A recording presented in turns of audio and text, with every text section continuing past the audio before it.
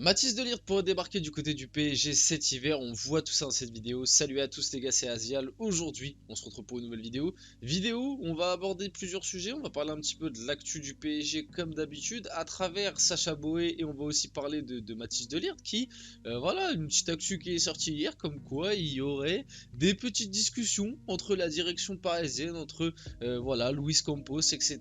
et le Bayern Munich pour potentiellement ramener Mathis de Ligt. Ça permettra en même temps d'aborder un petit peu son cas, son sujet, parce que c'est vrai que sa trajectoire de carrière est peut-être pas celle qu'on lui prévoyait, malheureusement, donc on pourra parler un petit peu de ça. On va aussi parler de Sacha Boey et du coup parler de la fin de l'histoire Nordi Mukiele, Bayern Munich et du coup le fait qu'il va rester du côté du Paris Saint-Germain, enfin bonne ou mauvaise nouvelle, à vous de me dire dans les commentaires. Bien évidemment, avant qu'on rentre dans le vif du sujet, n'hésitez pas à liker, à commenter, à partager et à vous abonner, ça fait toujours plaisir et ça aide énormément pour le développement de la chaîne. Et puis on peut y aller dès maintenant, rentrons dans le vif du sujet. Commençons par Sacha Boey, rappelez un peu l'histoire. Sacha Boey sur la liste du Bayern, si un accord avec le PSG n'est pas trouvé, la piste pourrait avancer, même si les frais de transfert devraient être élevés. Nordi Mukiele est néanmoins la cible prioritaire. C'est important de rappeler que de base, donc Sacha Boey là qui a signé, enfin ça n'a pas encore été officialisé par le Bayern Munich, mais on a eu le Here We Go de Fabrizio Romano, on a vu des photos de lui arriver à Munich, donc normalement ça devrait être officialisé très prochainement, même ça se trouve au moment où vous allez voir cette vidéo ce sera officialisé. Donc Sacha Boey qui a signé au Bayern, de base était une piste avancée par le PSG en cas de départ de Nordi Mukiele. Nordi Mukiele qui de base du coup était la cible prioritaire du Bayern. Donc le Bayern, comme ils ont vu qu'ils n'arrivaient pas à négocier avec Mukiele, que ce que demandait le PSG n'était pas en accord avec ce que voulait le Bayern, et bah ils se sont retranchés sur la piste au cas où Mukiele allait partir. Donc Sacha Boey, j'en ai parlé un petit peu parce qu'on a fait une vidéo hier, on parlait déjà un petit peu de ça, en parlant aussi d'autres actus du PSG, donc je vous invite à aller la voir. Sacha Boey, moi je l'ai pas vu jouer, mis à part en Ligue des Champions où je l'ai vu jouer contre le Bayern Munich justement et aussi Manchester United, mais c'est quand même un échantillon assez faible pour évaluer un joueur. Ça reste 180 minutes, certes dans des matchs de Ligue des Champions qui étaient contre une certaine adversité, où d'ailleurs il avait été vraiment plutôt bon, très intéressant, j'en entends que du bien, donc j'ose imaginer que c'est une piste qui est quand même très fiable. Maintenant, on va quand même aborder un petit peu le prix, tout ça, et peut-être que mon avis peut un peu changer. Donc Galatasaray a fixé le prix de Sacha Boey à 20-25 millions et ne souhaite qu'une vente sèche. Le français figure sur la liste du Bayern Munich, mais le club vise plutôt un prêt avec option d'achat. Donc le Bayern de base visait plus un prêt avec option d'achat. Toujours pas d'accord entre le Bayern Munich et Galatasaray pour Sacha Boey. Le Galatasaray veut 30 millions garantis, donc ça a un peu augmenté, quand le Bayern a proposé 25 garantis plus 5 millions de bonus. Les négociations se poursuivent et j'imagine qu'ils ont réussi à trouver un accord qui arrange les deux clubs, puisque Galatasaray et le Bayern ont quasiment conclu un accord pour Sacha Boey, et on a eu le Here We Go de Fabrizio Romano qui maintenant honnêtement voilà, et signifie limite franchement à 99%. Quand tu as un Here We Go de Fabrizio Romano sur un transfert, etc., c'est comme si c'était une officialisation faite par le club, hein. Franchement, à 99%, je pense que ça fait quand même très longtemps qu'il y a un Here We Go de Fabrizio Romano qui s'est annoncé faux. C'est d'ailleurs pour ça que, vite fait petit aparté, pour le dossier Mbappé Real Madrid, est-ce qu'il va y aller ou est-ce qu'il va prolonger au PSG, moi, vous pouvez me sortir toutes les informations que vous voulez par toutes les sources que vous voulez, tant qu'il n'y a pas le Here We Go de Fabrizio Romano, et tant que je le vois pas Mbappé avec le maillot du Real Madrid en vrai, je n'y croirais pas, parce que on a vu par le passé que ce dossier est un dossier très compliqué, qui peut y avoir des retournements de situation au dernier moment. Donc attendons le Here We Go, attendons l'officialisation. Pour le moment on est encore aux spéculations, et on va continuer de spéculer. C'est d'ailleurs pour ça qu'on fait des vidéos, pour faire des débats, pour en parler. Ça reste un sujet quand même intéressant. Donc voilà, donc contrat jusqu'en 2029 et un montant de transfert évalué à 28-29 millions, bonus compris, pour Sacha Boey au Bayern Munich d'après Letty Goal. Donc, votre avis sur ce transfert? Bah, il fallait un latéral droit pour le Bayern Munich. Vite fait, parler un petit peu de la situation du Bayern. Parce qu'à l'heure actuelle, tu n'avais que Mazraoui, qui en plus, à des moments, a eu des périodes, on va dire, compliquées, où il s'est fait un petit peu suspendre par le Bayern, si je me trompe pas, pour certains dire. Donc, voilà. Et puis, à part lui, on va dire, sa concurrence ou son remplaçant, c'était Konrad Laimer, qui, de base, est quand même en milieu de terrain, et on l'a vu en latéral droit avec le Bayern, là ça a quand même été très limité, pardon. Après bon, il y avait Bounassar, mais je vais pas compter Bounassar là-dedans. Est-ce que Bounassar est toujours au Bayern d'ailleurs? J'ai un doute, je sais même plus. Peut-être qu'il est parti entre temps, mais il me semble qu'il est toujours là à squatter son salaire, il joue jamais.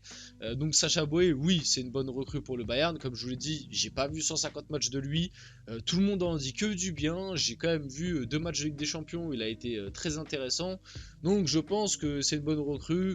Globalement 30 millions, j'arrondis à 30 parce que voilà, ça reste un prix, certes, mais bon, le gars est jeune, le gars était scouté par pas mal de clubs, comme j'ai dit juste avant, Paris, mais je crois qu'il y avait aussi Arsenal, etc. qui le scoutaient. Donc mettre 30 millions sur un mec jeune, français, qui a un petit potentiel, qui a un peu de talent, c'est pas totalement choquant. Après, est-ce qu'il va réussir du côté du Bayern? Ça reste à voir. En tout cas, il a tout ce qu'il faut pour réussir du côté du Bayern, je pense. Surtout que les latéraux au Bayern, ils ont quand même une certaine liberté et un certain, on va dire, apport créatif. Donc il peut vraiment s'amuser du côté du Bayern. On verra ce que ça va donner. Contrairement à certaines rumeurs, du coup il n'y a pas d'accord entre le PSG et Galatasaray pour Sacha Boey. On passe vite fait côté PSG, parce que comme je vous l'ai dit un petit peu juste avant, de base il était annoncé du côté du PSG, et ce qui me permet de passer sur le dossier Nordi Mukiele, qui du coup va rester au PSG cet hiver. Voilà, je pense que le dossier Nordi Mukiele est clos. On rappelle que c'était la piste prioritaire. Les discussions sont avancées entre le PSG et le Bayern pour Nordi Mukiele. Le joueur parisien veut rejoindre le Bayern. Lui, de son côté, il voulait y aller, mais le PSG n'était pas en accord. Le Bayern négocie un prêt avec option d'achat pour Nordi Mukiele. Le joueur a accepté les conditions personnelles et attend l'accord total entre les clubs. Le PSG n'a pas accepté pour la simple et bonne raison, et je suis totalement d'accord avec la décision du PSG, parce que c'était seulement un prêt avec option d'achat. Et en plus, je crois que l'option était à 20 millions, quelque chose comme ça. Là, vous voyez, ils ont mis 30 millions sur Sacha Boey. Mettre 20 millions sur Mukiele, qui a quand même beaucoup plus d'expérience et a beaucoup plus prouvé, et encore plus en Bundesliga. Je rappelle qu'il a quand même fait pas mal d'années à Leipzig. Sous le maillot du PSG, il a quand même globalement été toujours, on va dire, bon.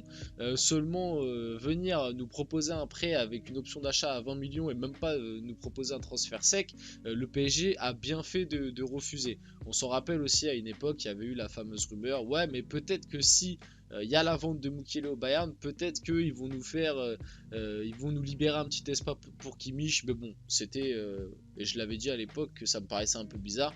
Et oui, c'était bien du scam entre guillemets. Donc voilà, l'un des points bloquants dans les négociations Bayern-PSG pour Nordi Mukiele réside dans l'offre de prêt. D'après Saber Defra, le Bayern propose un prêt de 6 mois avec option d'achat, alors que Paris souhaiterait intégrer une obligation d'achat à l'issue du prêt, ce qui est totalement logique pour avoir une petite garantie. Passons à Mathys de Ligt pour finir la vidéo. Le PSG a sondé le Bayern Munich pour Mathys de Ligt ces derniers jours. Cependant, les Bavarois ne veulent pas céder le néerlandais. Et vite fait en même temps. Donc bon, est-ce que il y a possibilité que Mathys de Ligt débarque cet hiver? En vrai, ça va être très compliqué, voire impossible. Mais on sait jamais, parce que du côté du Bayern, Mathys de Ligt a très peu de temps de jeu là depuis l'arrivée de Kim Min-jae. L'année dernière, il jouait déjà un peu plus, mais cette saison, pour l'instant, le temps de jeu est assez faible. Dans la rotation, dans, on va dire, l'échelon des défenseurs centraux, c'est le 3e derrière Kim Min-jae et Upamecano. Et globalement, ouais, la carrière de Mathys de Ligt, un peu décevant. Vite fait, si je peux faire un petit aparté, moi, ce gars, à l'époque, quand il était à l'Ajax, je me suis dit, mais ce mec, c'est le défenseur central du futur. Pour moi, il avait tout, du gros décès qui allait, on va dire, martyriser les attaquants sur les prochaines années.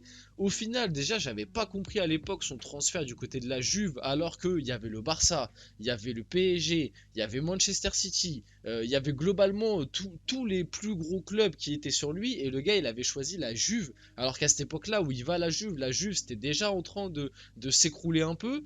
Au final, on s'est dit, ouais, mais peut-être qu'il a choisi la Juve pour, on va dire, prendre un peu en maturité, parce qu'on sait que les défenseurs italiens, ils sont solides, apprendre à côté d'un Chiellini et tout.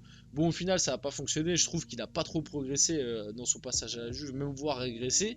Il a rebondi du côté du Bayern, je trouvais ça plutôt intéressant, mais on voit que pour l'instant, ça réussit pas trop, donc à voir ce qui va se passer à l'avenir. Mais Mathys de Ligt au PSG, moi, je prends tous les jours, bien évidemment, s'il retrouve le niveau qu'il avait à l'Ajax. Donc Mathys de Ligt est ciblé par Manchester United aussi.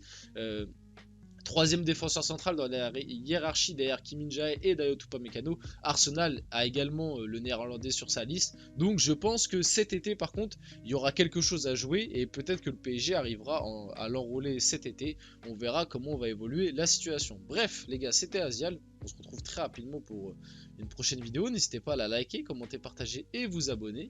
Puis voilà, bonne journée à vous et puis à très prochainement pour une vidéo.